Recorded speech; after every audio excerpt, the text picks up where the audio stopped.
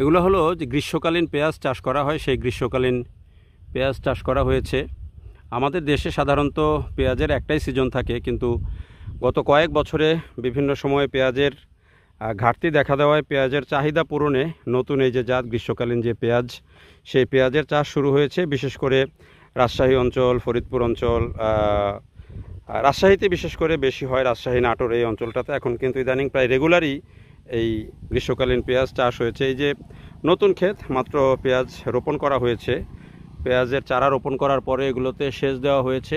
এখনও পর্যন্ত বোঝা যায় না, খুব বেশি বোঝা যায় না, কিন্তু এই যে এই ধরনের পেঁয়াজ চাষের জন্য আসলে জমিটা একটু টান টান থাকতে হয়, সমতল ভূমি হলে ভালো, আর সেচ দেওয়ার সুবিধা থাকতে হবে যেহেতু গ্রীষ্মকালীন পেঁয়াজ।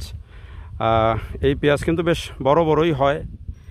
গত কয়েক বছর যারা চাষ করেছেন বিভিন্ন জাতের, সেগুলো কিন্তু বেশ ভালো ফলন দিয়েছে, এবং যেহেতু একটা অফ সিজনে আসে ফলে দামও কিন্তু ভালো পাওয়া যায়। ফলে দিন যত যাচ্ছে এই গ্রীষ্মকালীন পেঁয়াজে কিন্তু অনেকেই চাষ করছেন, অনেক চাষিরাই চাষ করছেন। খরচ একটু বেশি কিন্তু দামও ভালো পাওয়া যায়, সেই কারণে এটি জনপ্রিয়তা পাচ্ছে গ্রীষ্মকালের যে পেঁয়াজ চাষ।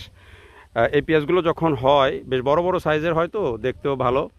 এবং এমন একটা সময় আসে যখন বাংলাদেশে পেঁয়াজের যে ক্রাইসিসের সময়টা তৈরি হয় মূলত সিজনের শেষে, সেই সময়টাতে এটি আসে। ফলে এটি কিন্তু বাংলাদেশে যে পেঁয়াজের আমদানি নির্ভরতা যেটি, সেটি কমানোর ক্ষেত্রেও কিন্তু একটা বড় ভূমিকা রাখে।